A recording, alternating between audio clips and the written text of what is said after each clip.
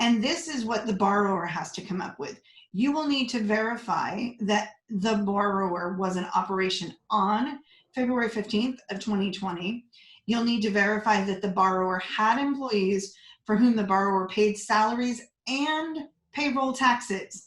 So if you have somebody that's behind on payroll taxes, that's a complicated situation depending on why they're behind on payroll taxes.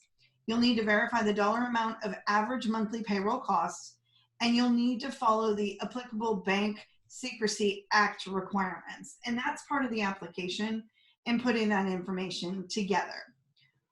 Where we kind of highlighted this document because people want to be compensated, okay? Because lenders are doing this, agents are doing this, and who qualifies?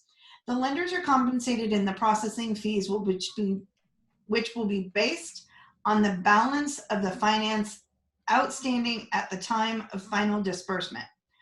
Loans of $350,000 and under are 5%. Loans greater than $350,000 to $2 million are 3%, and loans greater than $2 million are at 1%. Lenders may not collect any fees from the applicant. They're paid out of the fees for the loan directly from the SBA. Now, on each application, it asks, are you an agent?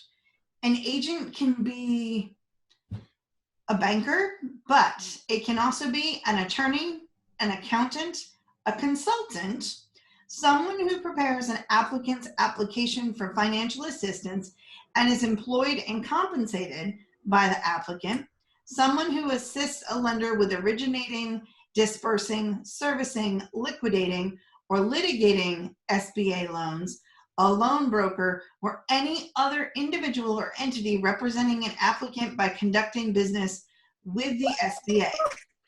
I think the main takeaway everybody needs from this is there's going to be lots of scammers out there. Okay. If somebody's trying to charge you to file your loan, run away, and there's no time, there's no need to even talk to that person any further beyond that point. So Correct. Just be aware of that. The agents are going to get compensated in the exact same way the lenders are getting compensated, except their fee structure is different. The loans for $350,000, they get compensated at 1%, $350,000 to $2 million at 0.5%, and anything over $2 million at 0.25%. Here's the other question we've been asked. If it's 100% backed by the SBA, can the loans be sold afterwards to a secondary market? That answer is yes. The SBA can sell off your loans, but it doesn't change the terms of your loans, and it doesn't change what you applied for. So when I've been helping clients answering questions and understanding what's needed, I've been helping them look at their numbers. Now, from a bookkeeping perspective, okay, many of you know and work with in the industry, okay, not everybody has their bookkeeping done. Not everybody has it clean and up to date. There are programs out there that are helping people do their bookkeeping for free to bring them up to date to apply for these loans.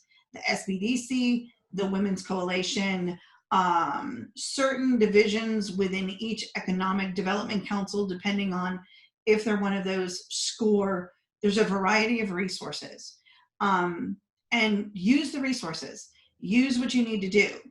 If you're an actual professional like we do bookkeeping and we want to help people with it that were already our clients, we're just using their bookkeeping numbers that we have and going forward with it. The other thing we're doing is we're helping people understand what loans are appropriate for them to apply for. So in the PPP loan that opens tomorrow, that is specific in its language to cover payroll costs, operational costs. You know, it's not to compensate for an already struggling business that was having a hard time months prior to the coronavirus to use itself to correct it. What you say what PPP is again, please? It's the Paycheck Protection Plan loan. Got it. Thank you. For small businesses, the application opens tomorrow. For home businesses and small entrepreneurs, solopreneurs is what I call them, and 1099 contractors, the loan application opens to them the following Friday on April 10th. They're looking at 2019's payroll. However, if you didn't do payroll for all of 2019, but you did it for part of it, they look at the highest average and they go by who you're keeping employed and how it's working. And part of applying for this is they're offering a $10,000 stimulus incentive for implying that whether you get approved for the loan or not, you'll be provided $10,000 to kind of bridge it. There's still requirements for the $10,000, but the hopes is they know they're getting inundated with applications. The $10,000 will help bridge a gap while you're getting approved for the rest of your funding for that one. That's a really straightforward, I don't want to say it's an easy application, okay, but it's an easy underwriting structure.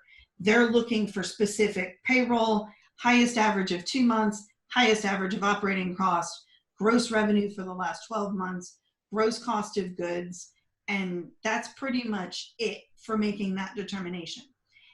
If you're approved for the PPP loan and you meet all of the criteria based in the loan is for 1 to 2 years terms, 4 to 5%, but they'll forgive it up to 75% at the end of the loan, provided that it meets the criteria that it was used for what it was supposed to be used for.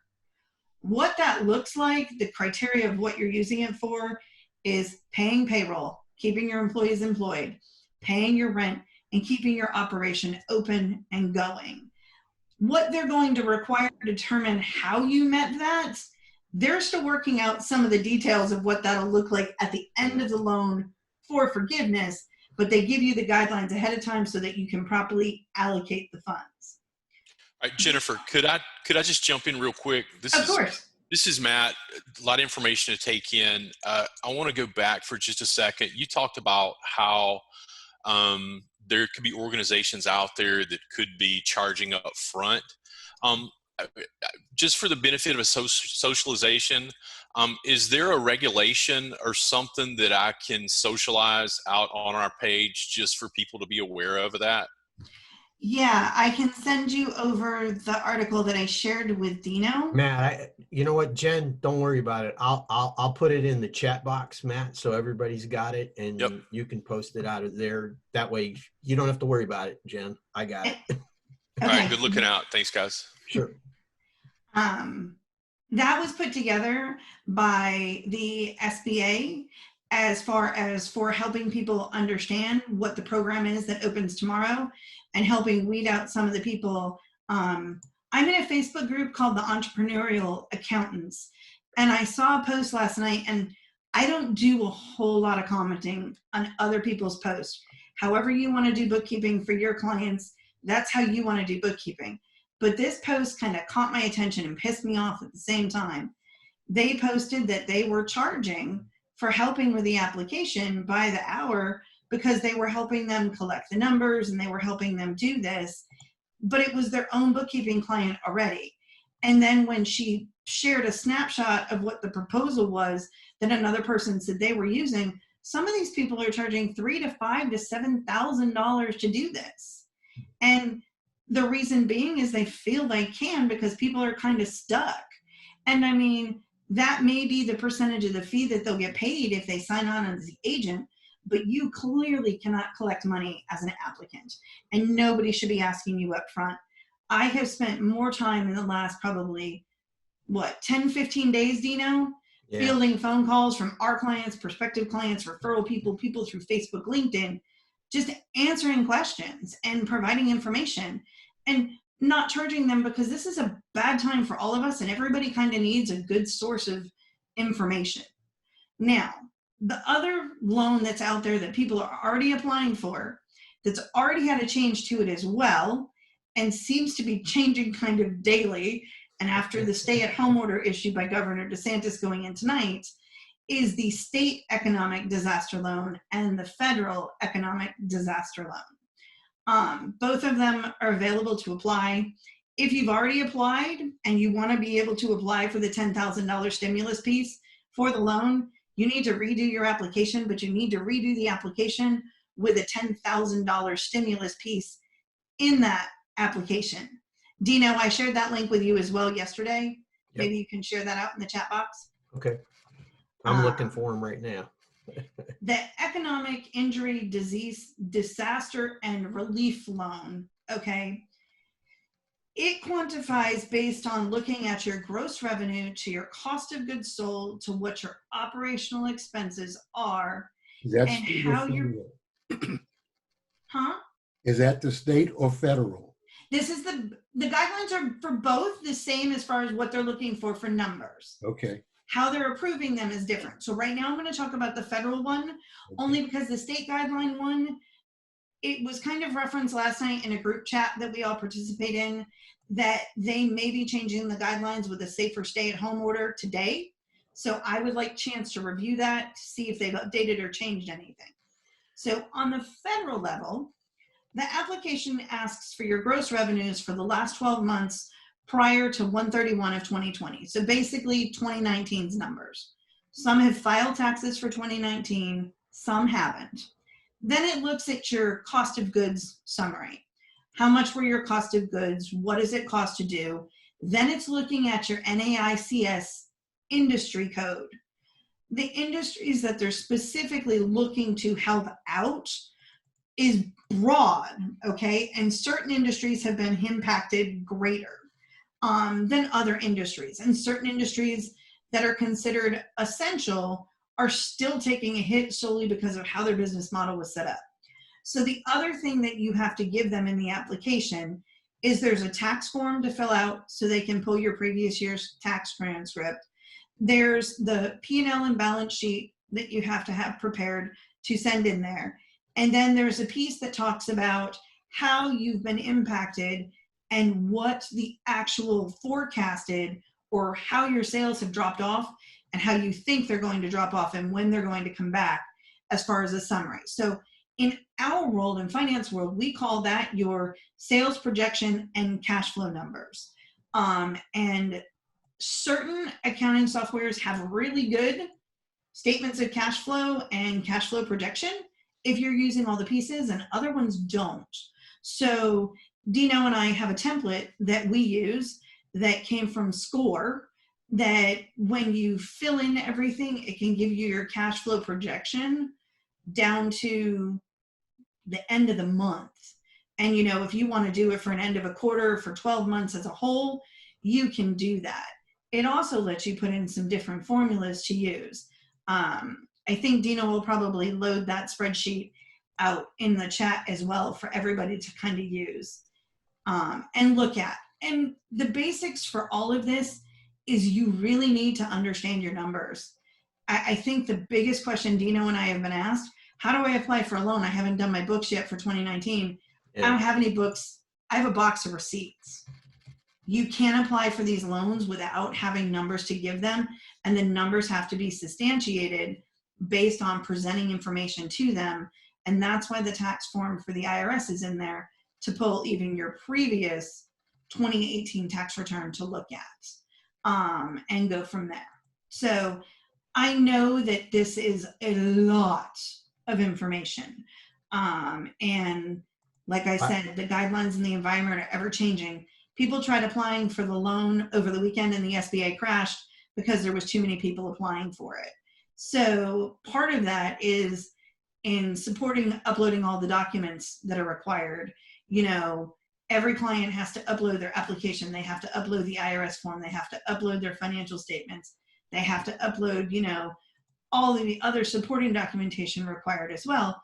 And it's a taxing time on the system. You know, they did a really good job, both at the federal level and the state level, for Hurricane Irma, emergency disaster relief, and for Hurricane Matthew. And that's where I've got experience for helping clients, helping them go through this, quickly analyzing their numbers and putting them together to come up with a game plan and present and know what they qualify for. So the idea is, for what I was hoping to present to you, was to give you a more shortened synopsis of If you did payroll and if you only need payroll for operational and your sales really haven't been impacted all that greatly, but you don't want to lay anybody off and continue them, the loan that opens tomorrow, the Paycheck Protection Plan loan, is probably a better loan for you. It's shorter terms. The Economic Injury and Relief and Disaster Loan has longer and broader terms, and it's designed to help you if you're one of the non-essential businesses or even essential businesses that because you needed to send technicians in, or you're a buffet restaurant, it's hard to do, delivery and change up and you can't have people in your dining room, or you're a billboard advertiser and you're advertising for amusement parks and for restaurants. You've taken a hit because they've taken a hit, but you don't really pay payroll. The Economic Injury Disaster and Relief Loan, I do not know why I'm tripping over that so much, I am so sorry, would be a better option for you to do. Just understand something. If any of you are using an accounting program, QuickBooks, FreshBooks, Sage, Peachtree, or Quicken, okay, and I left a few off because they don't do this really well, you can run a P&L and you can run a P&L by month and usually look at that month in a 12-month look, export it to Excel, and it's really easy to kind of forecast, hey, last March I did $200,000 in sales.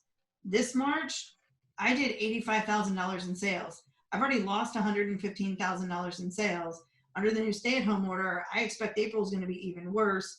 May is going to be worse. You can use your look-back numbers from 2019 to show how you think you're going to be impacted in 2020.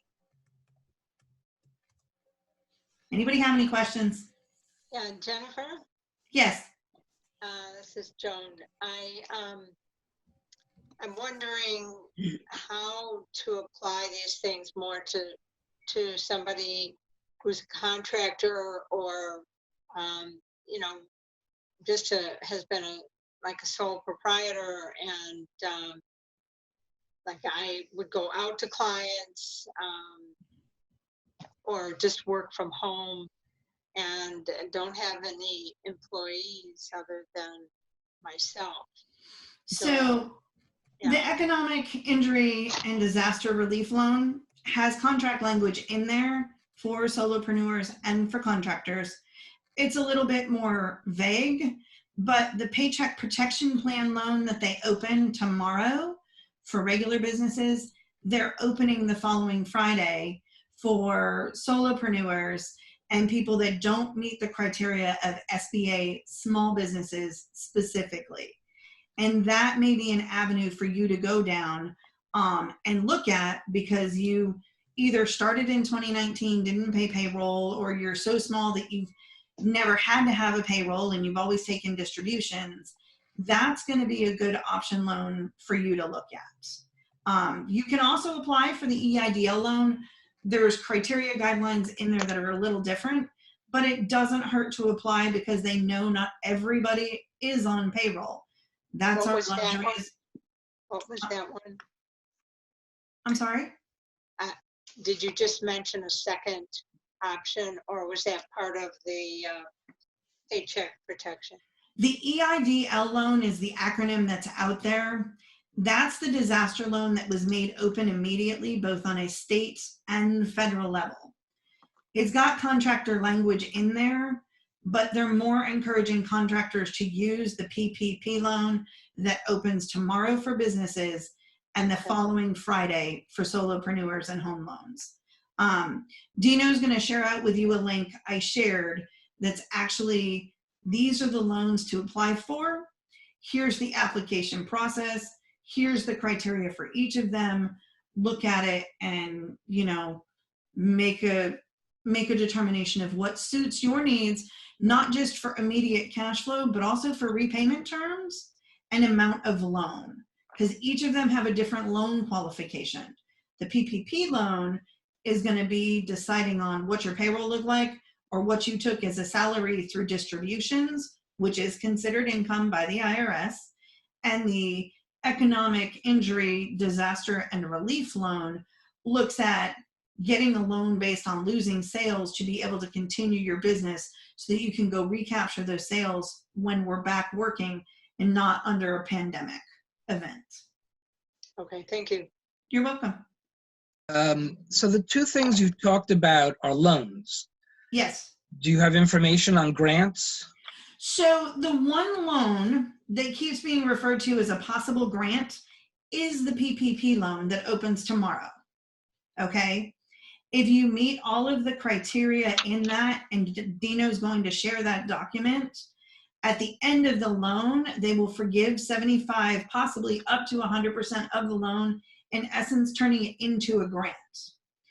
There are grants out there, but the grants that are out there, you still have to go through the loan process to get qualified to see if they're going to turn it into a grant and forgive the loan, at least on the SBA's part. There may be private grants out there in certain industries. I know that there's a restaurant industry in Texas. One of the bigger businesses is trying to help waitresses and waiters, and they've started a grant stimulus fund for businesses to apply for down there. And some of that's on a state level. But the important part is to understand, if you read through the Paycheck Protection Plan loan and you do meet the criteria, they will forgive it. In essence, it becomes a grant. Jennifer, it's Bob Ironsmith. First, I want to say I'm with the city of Dunedin. Very impressed with your presentation. You did a fantastic job. This is just great information. Thank you. Dr. Broom and the whole board, the FBI, thank you for putting this together. You really were able to provide it in a very easy, user-friendly type manner. So I really appreciate that. And Dr. Broom, if the FBI is willing to, would love to get a recording of this and put it on our webpage so that more people can see this, because this is just good stuff. I've been trying to, with staff, filter through all this the last week and a half, 2 weeks, and you were able to really present it that you can understand the three different types of loans. The one question I had for you, when someone gets to the local bank, or if it's SBA approved, are they going to be able to work with all three of those loans, or is the one have to go to like the Department of Economic Opportunity, the state? They can work with all three of those loans. Okay, all right. And the other consideration I think I heard from you is you got to have some decent records and some bookkeeping and accounting in order for the bank to be able to streamline and get this going quick, or am I thinking too much on that end? No, you're not thinking too much on that end. You have to, solely because so I got a text message from a client that I actually do bookkeeping for. And I said, this is what the application is. You know, here's your numbers that are in your QuickBooks that you gave me, which you know we have to recreate because they're not all completely accurate. And Dino and I only signed the client up, I think, less than 2 weeks ago. And I have 3 years worth of recreation bookkeeping because of a bad bookkeeper. But I quickly went through and made an Excel of all of his deposits versus all of his expenditures, and then quantified the expenditures that were paid out to cost of goods people and sent him back, this is your gross revenue, this is your cost of goods, this is your NAICS code for your business, this is what you need to apply for, kind of thing. Oh, interesting. Well, again, very impressed with your knowledge and ability to articulate it, because obviously these are stressful times. The small businesses are just overwhelmed because obviously their stores and stuff are closed, and to have someone like yourself be able to provide this information that they can digest it, I think is really key. So again, thank you to you and Dr. Broom and the FBI board for getting this together today. You're welcome. Jennifer, have you got more for us? Because She can go on forever, Michael. Yeah, so. I was going to say, I mean, I literally can just go on and on. I think for anybody that's in this group, okay, and since we're going to share this recording out, for anybody that doesn't have their bookkeeping done, you can get your bookkeeping done in short order by using any of the free resources that are out there, and the free resources are great. What I'm going to caution you as, and we caution all of our clients with this, there's different ways to do bookkeeping. Make sure you're not just trying to get to the shortest, fastest answer of bookkeeping, that you're cutting your nose off to spite your face down the road. And what I mean by that is, and I have this argument many days with CPAs, okay? There's different ways to do bookkeeping. I, Mr. Business Owner, don't want to pay any taxes. Make sure I don't have to pay any taxes of any kind. So you liquidate all the equity and all the profits out of your business and try to either run it right above even or slightly at a loss. Okay, well, now we've had this economic problem, and now you need to show that you've used payroll, and now you need to show this, but you've wiped everything out of your business. You know, you need to, when you're putting your books together, have your plan. What's your 1-year goal, your 3-year goal, your 5-year goal? If even with this disaster, you want to stay in business 3 years, 5 years, and you want to buy a building, don't shortchange yourself by doing your bookkeeping just to get it done, not understanding the larger impacts down the road of what that's going to mean to you tax-wise, equity-wise, and asset value-wise with your business. And I mean, that's the hardest thing we've been running up against right now. Dino, I think you could probably chime in a little bit more on that from the coaching and consulting piece.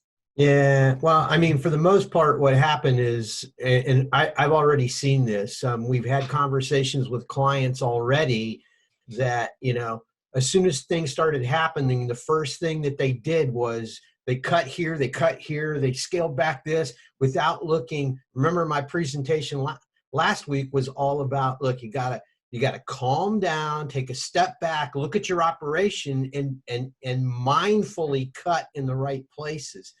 Those people that have done that have basically walled off where they won't be able to qualify for some of the assistance, and they definitely can't get the grant money because they cut all their employees out or whatever. I have another and actually an old associate of mine that's a CEO for a company that reached out to me and said, we put a hold on this. Can you guys advise us and tell us exactly what we need to do so we don't do something stupid that's going to prevent us from getting some of this information and, or some of these loans are taking advantage of some of this stuff. So, you know, we put that stuff together too. So just be careful. You know, everything that I have and that Jennifer and I in the bookkeeping business are putting out there, we're putting out there, you know, as resources free of charge for people at this point. Now, if you need to hire us to do your books because you need to bring your books up to speed, that's a different situation. But I mean, in terms of the information that we're sharing, you know, this is the only way we're all going to get through this. You know, we got to lean in where we have expertise and we can share that expertise with people. So that's all I got. Tell you what, let's switch over to Kurt Forster. He's with the county SBDC. So, Kurt, you're on. Okay. Well, hello, everybody. I'm sorry it's under these circumstances, but at least we'll try and get some information that's most helpful. Let me start with the SBDC. If you don't know me or know our organization, the SBDC has been funded by the federal SBA to provide consulting services in local communities. And so I'm an employee of Pinellas County Economic Development, but my program is a federal program, the SBDC, and I'm the person who focuses on the northern Pinellas cities. So I'm in Dunedin on a regular basis, as well as many of the other surrounding communities. The SBDC has been tasked with providing technical assistance on all of these loans, but our focus is on the state bridge loan. So I want to share with you the details on the state bridge loan. I just joined a few minutes ago from another meeting, so I'm not fully understanding everything that Jennifer and Dino have gone over with loans. So if there's something else that I can help with, please let me know. But I want to focus on that Florida emergency bridge loan that's out there. That's the one that our organization is tasked with being essentially the loan officers for. So we help you to get that loan as if we're the ones collecting the paperwork for you. Now, all of this is obviously happening virtually. And, you know, it's probably fair to say that every one of these programs, maybe with the exception of that PPP, but every one of these programs that you're hearing about is a little change on an existing emergency loan program that was already in place at some point. So we have, this is not our first time implementing the Florida Emergency Bridge Loan. We've done that with every hurricane. I think I've been involved in helping people get these loans for the last 3 years. This has been going on, that we've had the emergency bridge loan. And this time it just looks a little different with social distancing and doing everything at a distance. But the Florida Emergency Bridge Loan is an interest-free working capital loan with a short term to it. So you can borrow money from this fund. The state of Florida has funded Florida First Capital, who is a nonprofit lender, a CDC, a Certified Development Company. And then we've been charged with getting that out to you so that we're the ones collecting that information. So if you're interested in this, you can borrow in a couple of different ways. The standard loan has a maximum of $50,000, and you would apply at floridadisasterloan.org. So that's the state of Florida's Department of Economic Opportunities portal that they've set up for you to make an application there. You'll apply at floridadisasterloan.org, and then if you're in probably all of you are in Dunedin, your loan application would make its way to my organization, and we would contact you to make sure that you had all the loan documents in place to pass a loan review committee. So let's say you applied for $50,000, and there are a couple of other options. So the maximum for this interest-free loan is $50,000 for 12 months. There are a few exceptions. Some larger businesses can get permission to ask for $100,000 out of the fund, and they take those on a case-by-case basis. That might take an extra day on our part to get permission for you to essentially ask for that $100,000. And then there's another thing that I really like, and that is that the process goes faster for someone who's asking for $25,000 and has a credit score above 680. So if you have a strong credit score and you only ask for $25,000, then we can fast track that loan so it doesn't have to go before a loan review committee.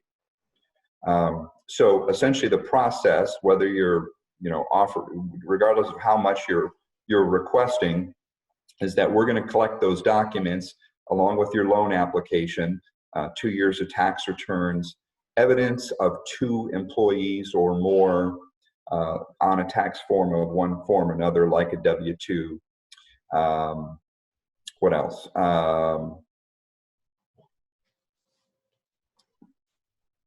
Whatever it is that the committee might ask for.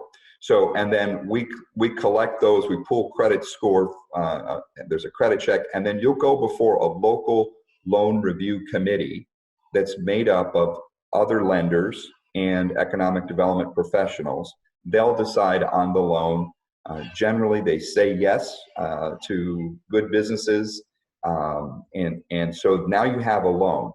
That loan of, say, $50,000 is interest-free for 12 months. If you've got to have a way to repay this loan. Think of it as sort of like a big, giant credit card, because if you borrow this interest-free money for 12 months and don't have a way to pay it back, it goes to 12% interest very quickly. And so, and we had a few people in the past who've gotten in trouble. The loan went to collection, and it had not only high interest, but it had penalties and so forth. So we really want to make sure that you have another way to pay it back. This loan is ideally used with one of the other loans that you've been discussing. So that economic injury disaster loan is the one that's most prevalent, or the one that we're most familiar with, or it could be the PPP loan. But if you're applying for one of those other loans, this might be that additional piece that might come sooner in some cases and be paid off by one of the other loans. So what kind of questions do you have about that?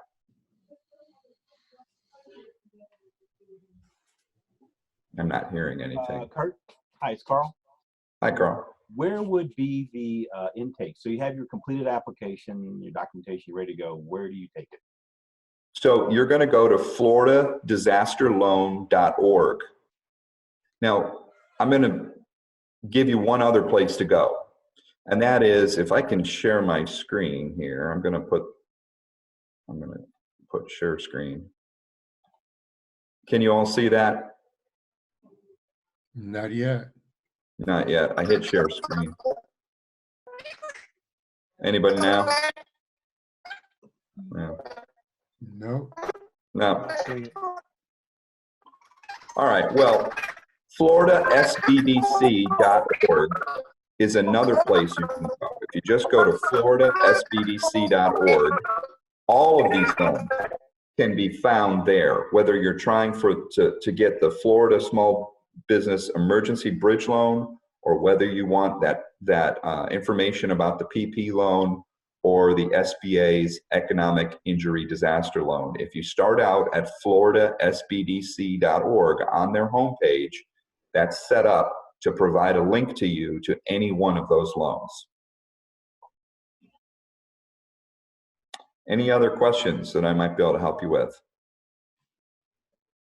Is there any language in the bridge loan that is for, because you specifically referenced 2 employees or more, so the actual solopreneurs or 1099 contractors or people that have LLCs and do Schedule Cs taking distributions, they would not qualify to apply for the bridge loan. Is that correct? Right. Owners can, in the case of the bridge loan, they'll need to have 2 employees. They may have 2 1099 workers. We're allowing that this time, and it's on a case-by-case basis. But for this COVID-19 bridge loan, we're allowing them to use 1099 workers as employees. So most small businesses have issued a 1099 to one person or another, and they could use those 1099s as if they're employees under a W-2. They cannot count them. Owners cannot count themselves as as 2 of those employees, right? So you've got to have 2 people that you've created jobs for, either on a W-2 or a 1099, in order to get this particular loan. Perfect. Thank you very much for the clarification. It was very helpful. What other questions do you have? Any others? Well, it sounds to me, you're talking more about, having 2 employees, and I'm more curious about, there's quite a few of us who are completely self-employed, or like me, I have very part-time work with St. Pete College on an as-needed basis. So if they don't need me, I can go months without a paycheck. So, I'm trying to sort out, what I should or shouldn't do in all of this to make sure that I have an income that's going to keep me moving. Yeah. So Evelyn, do you have you issued any 1099s in the past 12 months? No, I have a contractor out in India, but 1099s don't go to India. So that's the only. Yeah. Unfortunately, this particular loan wouldn't apply to you. I would start with that economic injury disaster loan. And I don't know if it was mentioned, but there's a portion of that loan. They'll ask you, do you want to be considered for a grant? And they can grant up to $10,000 of that loan in some cases. So you fill that section out. But in either case, I have seen some pretty small businesses get the economic injury disaster loan in times past. It may not be a great fit for you, at least for a while, on that PPP, until we see how the PPP could be advantageous to a small business. But the main feature of it is to provide that payroll for someone who has payrolled employees. So between you and Jennifer, is there any challenge that might happen, though, by being a somewhat employed person who's not laid off by St. Pete College because it's always as needed? Could I throw something out into the mix that would address that? What do you guys know about floridajobs.org, basically the unemployment provision? Do you mean for applying for unemployment as an actual owner of your own company? Well, the way I understand it, the unemployment provision is now allowing small businesses and owners of small businesses to apply for unemployment. I did see that. It is, and there's some specific criteria that you have to answer. But what I've been talking to with clients, okay, and I'm in the same boat as you. I have no employees in my business. I haven't hit that growth mark yet. You know, I'm an S Corp taking distributions, which goes on my AGI, but doesn't qualify as payroll. What I'm hoping, and having looked at the language of the PPP, the home loans and sole proprietor contractor section of that is where I'm hoping I'll be able to see some assistance. There is, as Kurt said, assistance in the EIDL loan, but as contractors. Now, unemployment is changing their guidelines almost on a weekly basis. And that's because things are changing in the state on a daily basis. And they're literally reviewing what goes to unemployment on a weekly basis and updating it. Where I would tell you to go with that is the actual Florida Department of Revenue's homepage, and then search on their homepage, reemployment. That's what they're calling unemployment now, is reemployment, and see what they've updated and who can qualify this week, because they're doing it on a week-by-week basis, was my last understanding from having worked with that.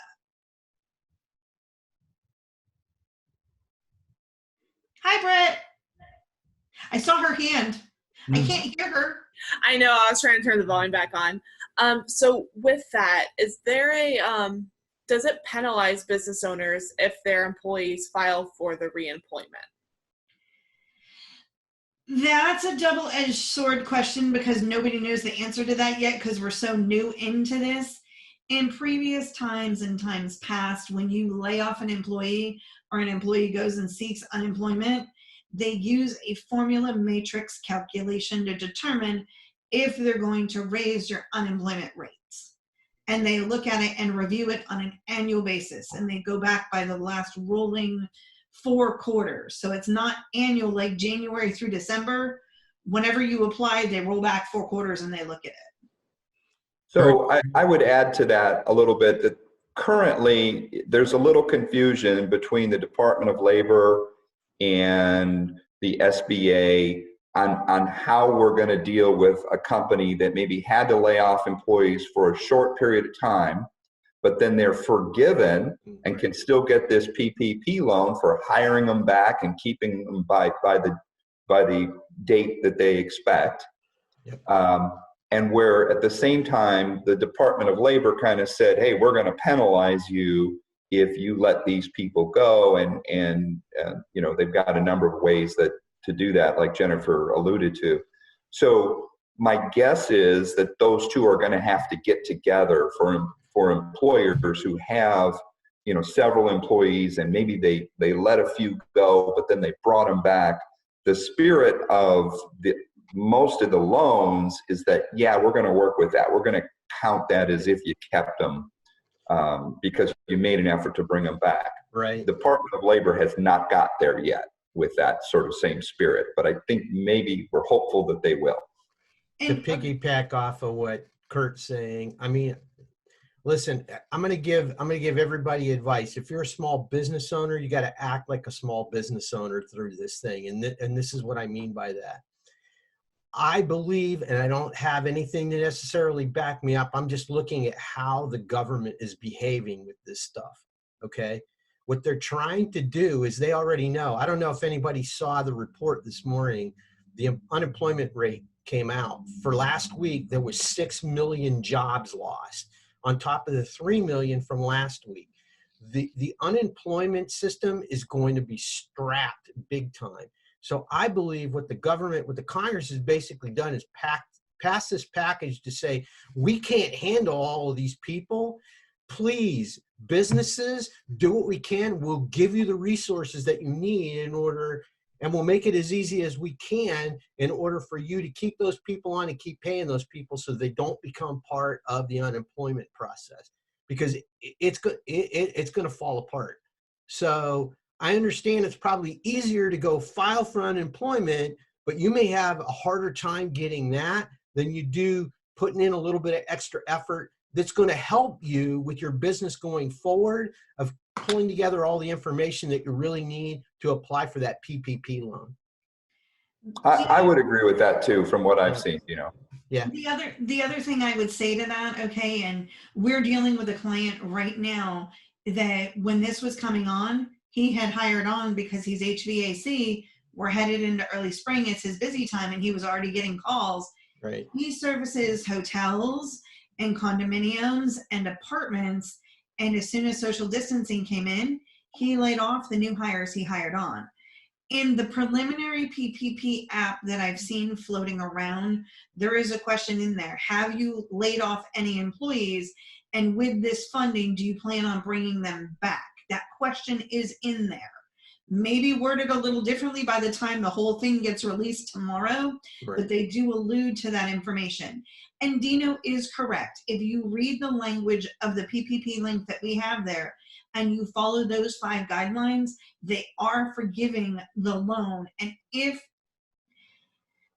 my experience tells me, having done this before, okay, for EIDL loans here in the state of Florida, for Irma and Matthew, they worked with the employers and your unemployment rate, because you can always go back to the Florida Department of Revenue and say, hey, that was during this time, and we laid off during this, and we brought them back during this. Just because the unemployment rate should go up and you receive a notice doesn't mean you have to accept it. You can contact them and create a case as to why you did it and who you brought back. Jennifer, I came in this whole meeting late. Did you go over the calculation for the portion that's forgiven on PPP? Because it's obviously not any loan you might, any amount you might borrow. Right. Did you go through that? I did. I let them know. So the information that I've received that we have and what we put out there in the document is the 75% formula calculation. And it's in there with a criteria that has to be met on the loan in order to receive that 75% up to 100% of that piece.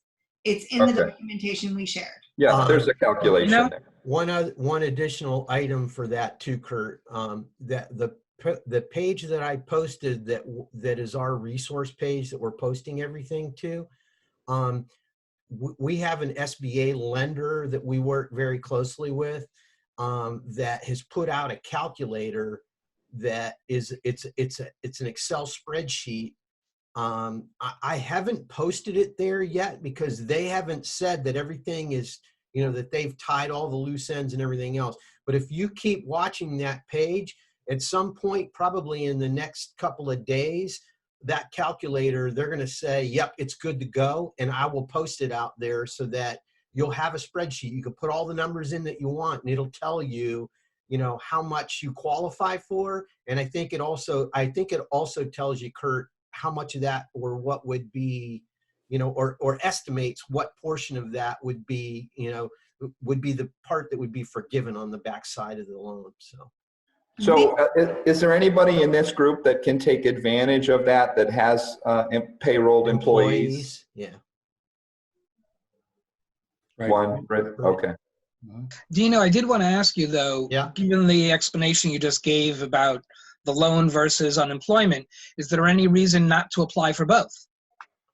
No, other than the fact that I think with 6 million other people trying to get in on because people have had trouble trying to put in for the loans and stuff like that. Like, well, the website. Yeah, well, and it's going to get taxed even more, like I said, because of the number of people on there. So, no, I wouldn't say don't, because I think from what I heard Kurt saying is, it's still up in the air. They don't know what they're going to do with it. So apply for each. I mean, you can always come off of unemployment, if you get the loan and say, I'm going to pay myself through the loan. That's what the loan was meant for. I mean, I'm a perfect example of that because I had decided, because I pay myself a small salary on a monthly basis, and I'm a W-2 for my business. And I decided that I was going to back off of that this month because I have past expense reports that I haven't necessarily paid yet. And I said, I'll just pay them for that.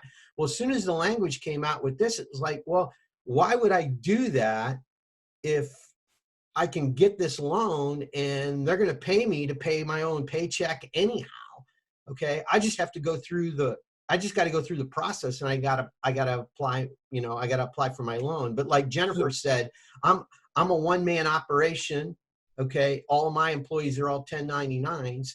And so, I gotta wait until next Friday before I can do it. So that gives me a week to pull everything together. Dino, I think if someone made the decision to do that, I would advise them to go apply for that EIDL loan first. Yes. Because now you're not having to say that a source of income is unemployment, right? Right. And what you're basing that EIDL loan is basing the change in your income from where it was maybe on your 2019 tax return, or in many cases for us, it's the 2018 because 2019 isn't technically due yet. Right. But you're saying this is my earning potential when this all comes back, and the loan is based on the idea that Paul's a person who's going to go make that much money again one day. Right. So I would apply for the loan first. It doesn't prevent you from then applying for unemployment if you made that choice after you've applied for the loan. But I would absolutely apply for the loan based on the idea that you intend to be back in business and making that income. My suggestion to piggyback both Dino and Kurt is use the unemployment as a last resort. If you apply for the EIDL and you don't get approved, you apply for the PPP and you don't get approved, then apply for unemployment. I like that. Hey, Kurt, I got a question for you because I've had conversations with a couple of different people. I want to see whether or not the SBDC is kind of under the same guidance or understanding of that on the EIDL loan, that $10,000 that you can apply for upfront in terms of an advance. I know you don't have to pay that $10,000 back necessarily when you apply for it, but I've heard that if you're not approved, that $10,000 is still yours. Is that correct? So what they'll do is they will decide about the $10,000, whether or not they're going to grant that within 3 days. 3 days, right. Correct. And so if you got it, it's yours, regardless of whether you get any more money or not. That's what I understood it, and that's why, if that's the case, then I would agree with both of you guys. But none of us really knows the criteria. Yeah, what's going to be happen, right? Who gets the 10,000? None of us really knows. Right. Yeah, there's no on the criteria for the 10,000. There's no specific language other than this. If you applied for the economic injury disaster relief loan before that 10,000 piece was put out there, they want you to reapply with a new application that has the piece in there for the 10,000. Right. And I've had several of my clients do that. Absolutely. I've instructed all my clients. I know we were working on the EIDL loan, and I really hate to throw a monkey wrench in. You got to reapply, and here's the reapply link. I'm like, but it should be faster. You already did it once. And I want to say this is the loan then that also opens up on April 10th for people who are self-employed or in home business. The EIDL loan is open now. No, it's open both now. at a Okay. state level and a federal level. The loan that opens up on April 10th is the Paycheck Protection Plan loan. Oh, gotcha. It is specifically designed for home loans and solopreneurs. And what my understanding was, I had a conversation with a lawyer yesterday that's been actually researching the specific that's been researching actually what was passed by Congress. And what he said was that you can actually go back after the fact if you get the EIDL loan, okay, and you can apply the same criteria that you had in the PPP loan to it, and they'll take that portion out of the, out of it and grant you that, as long as you can document, and prove that, that you spent the money the way that you were supposed to qualify for that PPP loan. So. Yeah, they're both the SBA's money, so they're both, right. they know about the other loan. Right. If you get them both. So I'm going to ask this question here. I'm probably not the only one in the room who's looking at all of this and saying, the last thing I want to do in my life is become an expert in how to apply for these loans. Right. Okay. Yeah, really? Really. It's like, especially as I'm figuring out how to run a business in a whole new environment. So what would you recommend? Is it maybe a group of us could get together with somebody who knows what they're doing and we could all apply together? I don't know what. I have no problem, and I'll put this out there for us because we've started a resource page and I've been doing it for other clients. If we want to make a Zoom call that goes over step by step, here's the EIDL loan, this is what you need, here's the language, where do I get those numbers, and answer some small questions and set up a Zoom call, I have no problem being there and helping out with that. It's Bob I Irons. would love to play in that. I'm sorry, it's Bob Irons with the City of Dunedin. Yeah, I would love to be a part of that also and help get the word out. So maybe we can all talk at a later time. Here, I'm gonna post a link. I just put a page up on our website because Jennifer and I are going to move forward as agents. So if there's stuff that you need or whatever, then just like, that's why we were so adamant about talking. We're not going to charge you in order to do that.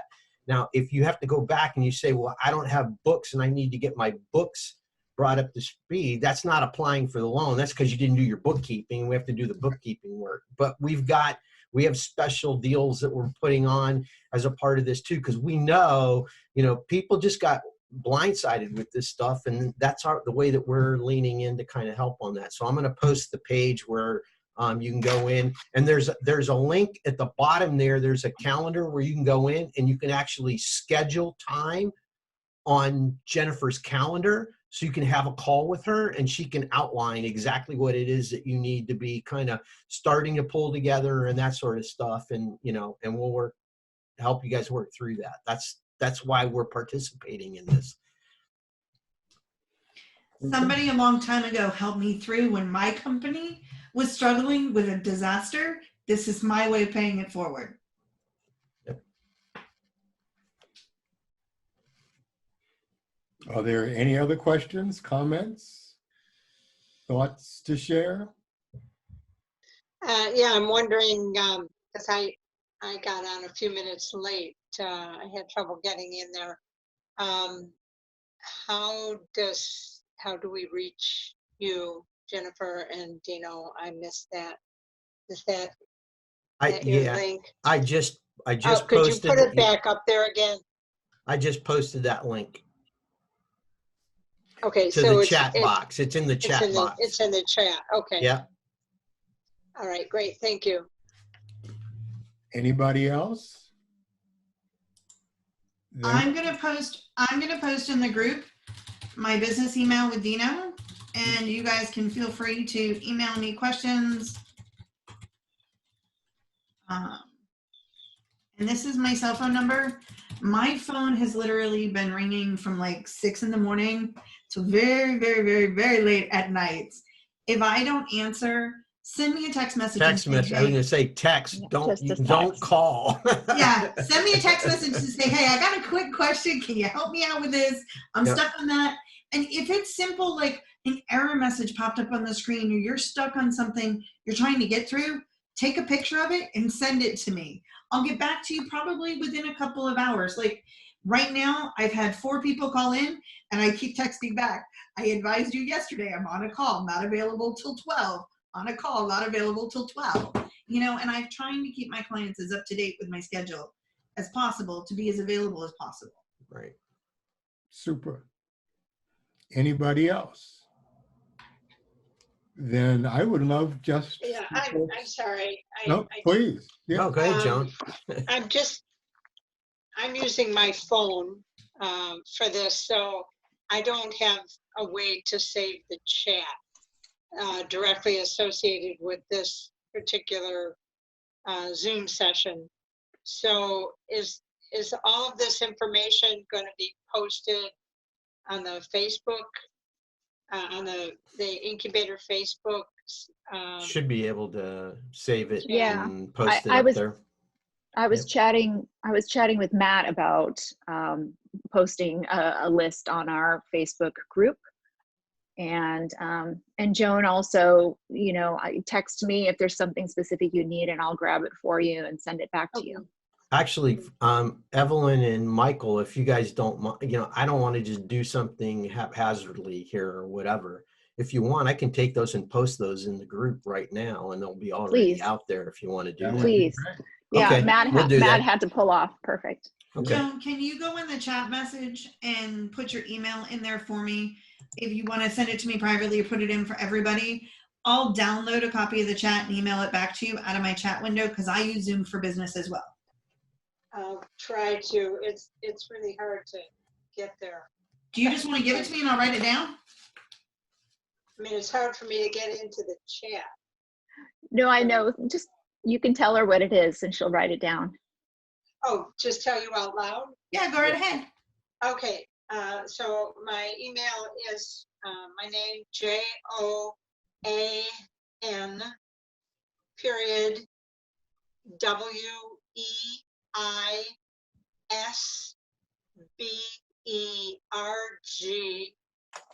@gmail.com. So Joan.Weisberg? Yes. Okay. Super. Kurt? Yes. I thought you were going to say something. No, I was just going to say thank you, everyone. And if there's anything else we can do for you, feel free to contact your SBDC. Well, what I would like us to do before we go is just a series of quick introductions of who are you and what is your business. Can we start with you, Britt? All right. Well, good morning, everyone. My name is Britt Bishop. I'm a hairstylist at Salon Miliani. And at this time, we are closed due to the social distancing and the new order.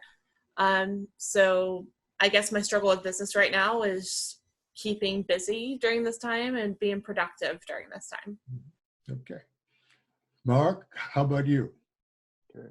Can you hear me? Yes. Oh, okay, great.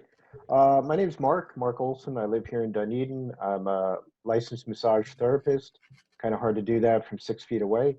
And I work on my own, and I do contract for a place in Safety Harbor called Safety Harbor Therapeutic Massage. So case in point, I'm completely out of work, and I don't have an income source at the moment. I've been trying to get through to unemployment. It's been a little taxing getting through the website. I'm going to try again today. I hear the site's up and running a little better. That's what I've heard. Super.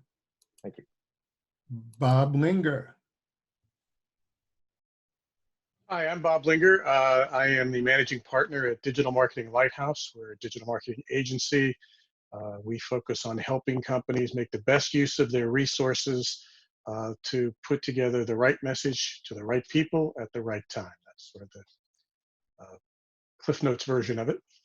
And we're happy to help anybody as they sort of reinvent themselves moving forward. Super. Thanks, Bob. Renee and Craig. Great. Hi, I'm Renee Hurdle. I'm Sean. Hurdle. We are in the process right now of actually buying a business. Mm-hmm. So this is an exciting time for us. We just met with our business broker yesterday, and we're getting all set up to start looking at the different businesses to buy. Yeah, we both still work in the corporate sector. Luckily for us, both of us still have a job at this point, because our jobs are considered to be essential. But I just have to say that everybody today that was speaking, Dino, Jennifer, Kurt, you guys did a fabulous job today. It was so Thank you, informative Renee. to just listen to. I'm very impressed. Yeah, absolutely. Super. Bob Ironsmith, who are you? There we go. Who am I? I'm Bob Ironsmith. I'm with the City of Dunedin. I do the economic development and housing. We focus obviously on the downtown, but also citywide. And we're very excited about the partnership we have with the FBI, with Dr. Broom and Evelyn and the whole board. And we're also trying to see how we can help businesses, small businesses at this time that are really challenged. And this type of information that you provide today is just extremely helpful. And we're going to try to do it again tomorrow, 1 o'clock, through Zoom again with Kurt will be a speaker, as well as Chiva and the chamber. And we want to get that information out there as much as we can. So I've certainly learned a lot, and want to thank the FBI for putting this together. Thank you, Bob, for your support. About Clearwater neighborhoods. Michael, I have to zoom out here, sorry. Okay. So I have a 10:30 meeting that I have to get ready for. Okay. So how about introducing yourself quickly? Yeah, Evelyn Duffner, my computer angel. Right. She just turned herself off. I was going to say, she just muted herself. Yeah. Well, the funny thing is, she was talking and she was muted. But we could hear her, but she was muted. That's because Mark's here. Here, hold on. How's that? There we go. Perfect. Anyhow, so I'm just trying to figure out how to navigate all of this and also support the people around me that are struggling. So, thanks. Thanks, Evelyn. Take care. Yep. Thanks. Clearwater neighborhoods. Well, more or less. There you go. Not on, but I don't even know how to click this. You're on. Just talk. We're hearing you. Neil Dangerfield, local mover down in southern Pinellas. And so far, we've still been able to do a little bit of work each week, so we've been kind of lucky. Very good. Thanks. Carl. That's you, Carl. Hi, I'm Carl Schrader from Schrader Accounting and Tax, and yeah, we're busy too. I'd like to thank Dino, Jennifer, Bob, and Danny from the city of Dunedin. Thank you so much for allowing us to put this on. This is great information. My cousin in the other room is using my Clearwater Neighborhoods account, so he's really officially Dangerfield Moving and Storage, but undercover Clearwater Neighborhoods because we're using it for that organization too. Actually, he's drinking my coffee and eating all the muffins today, so darn it, I got to get in there. But this was great information. It's great to see everybody. Kurt, thank you so much too for all you do. It's good to see you again. I've been to several of your seminars, and I hope to do those when we get out of this crisis again. But if I can help with anything for anybody, please let me know. I sent a resource to Evelyn. She's going to look it over. It's an Excel spreadsheet where it has an array, kind of a lookup array in there. So if you have bank statements and you need to do a P&L kind of quick and dirty, this is an easy way to do that. Cool. Compliance, it does it by month. But if anybody needs that, let me know. Evelyn's looking that over to see if it is really idiot proof, and I think it is. So thank you. Cool. Thanks, Carl. Hi, I'm Paul Levin with I Deserve a Perfect Life, and so do you. And what I do is I empower men and women and couples to be able to manifest the life that they want. And right now, the predominant emotion in the world is fear and terror. I bet. There's also a huge dose of overwhelm and stress. And it's my mission to help every one of you and everyone on the planet to be able to get rid of that. In fact, please give less and less attention to what's going on and more attention to what you want so that this thing can be over. Thanks, Paul. Kathy? Hi, everyone. I want to first say thank you to all the presenters. Great information. It was wonderful. And resources are great to be able to pass on to other people as well. So thank you for that. I am currently one of those people who had a part-time business since 2012, but also worked full-time as a coach in the Tony Robbins organization. Left there in September. Went full-time in my own business. I'm doing private coaching for people currently, and I'm also looking at buying businesses.